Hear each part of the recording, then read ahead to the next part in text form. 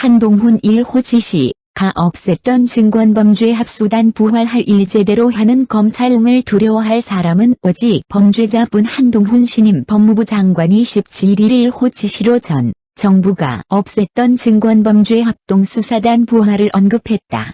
한 장관은 또 사회적 강자에 대해서도 엄정 수사를 할 수 있는 공정한 검찰을 만들겠다며 할 일 제대로 하는 검찰을 두려워할 사람은 오직 범죄자뿐이라고 했다. 한 장관은 이날 오후 6시 30분쯤 정부가 천청사 법무부 대강당에서 열린 취임식에서 밤길 다니기 겁나는 사회, 조폭이 설치는 사회, 서민이 피해를 당하고도 그냥 참고 넘어가기를 선택하는 사회가 돼서는 안 된다며 당장 서민을 울리는 경제범죄 실태에 대해 시급히 점검하고 발빠르게 대처해야 한다고 했다. 그러면서 저는 오늘 즉시 증권범죄 합동수사단을 다시 출범시키는 것으로 그 첫발을 떼겠다고 했다. 그는 서민 다중에게 피해를 주는 범법자들은 지은 죄에 맞는 책임을 지게 될 것이라고 했다. 서울 남부지검에 있던 증권범죄 합수단은 굵직한 금융증권 범죄를 수사해 여의도 저승사자로 불렸다.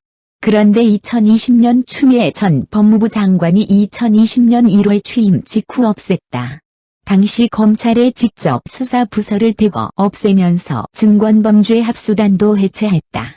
당시 여권 연루 의혹이 있던 금융사건 수사를 무마하려는 것 아니냐는 말이 나오기도 했다. 이후 박범계 전 법무부 장관이 2021년 9월 금융증권범죄수사협력단이란 이름으로 부활시키긴 했지만 검사는 직접 수사권 없고 수사지휘, 공소 유지만 하게 했다. 한 장관은 이를 과거 합수단으로 부활시켜 검찰이 경제범죄에 강력히 대응하겠다는 의지를 보인 것이다. 검수완 박법에도 경제범죄는 검찰의 직접 수사 범위에 해당한다. 한 장관은 또 중립적이고 공정한 검찰을 만들자고 했다. 그는 대한민국은 그럴 수 있는 나라여야만 한다며 대한민국 국민은 짧은 시간에 민주화와 산업화를 동시에 이룬 위대한 사람들이고 그런 공정한 시스템을 가질 자격이 충분한 사람들이기 때문이라고 했다.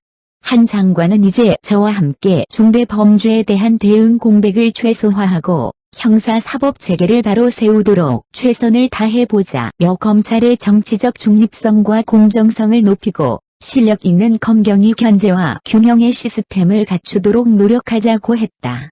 한 장관은 이 나라 대한민국에서 검찰의 일은 국민을 범죄로부터 보호하는 것이며 할 일 제대로 하는 검찰을 두려워할 사람은 오직 범죄자뿐이라고 했다. 그러면서 소신을 가지고 정당한 업무 수행을 한 공직자를 부당한 외풍으로부터 지키겠다며 그것은 동료 여러분께서 저에게 해주신 일이기도 하다고 했다. 그는 2019년 조국 수사 등 문재인 정부 인사를 겨냥한 수사를 지휘하다 2020년 추미애 전 장관 시절 좌천 인사를 당하는 등 총 4차례 좌천 인사를 당했다. 최종 무혐의 난 채널A 사건으로 2년간 검찰 수사도 받았고 당시 여권, 현 야권, 인사들과 소송전도 했다.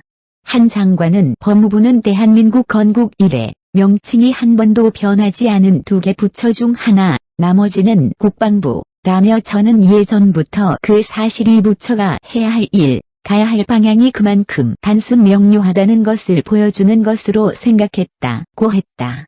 그러면서 법무부의 영문 명칭은 미니스트리 오브 저스티스이다. 잊지 말자. 우리는 항상 시스템 안에서 정의, 저스티스에 이르는 길을 찾아가야 한다고 했다. 한 장관은 저는 정의와 상식의 법치를 앞으로 법무부가 나가야 할 방향으로 제시하고자 한다고 했다. 그는 법무부는 특히 힘없고 소외된 국민을 따뜻하게 보호하는 든든한 울타리가 되어야 한다고 했다. 그는 법이 제대로 집행되지 못해 사회가 어지러워지면 그 피해는 특히 사회적 약자에게 곡절로 돌아가게 된다고 했다. 그는 늘 잊지 말자. 우리는 국민의 피 같은 세금으로 월급 받는 사람들이라며 국민께 수준 높은 법무행정 서비스로 몇 배로 돌려드려야 한다고도 했다.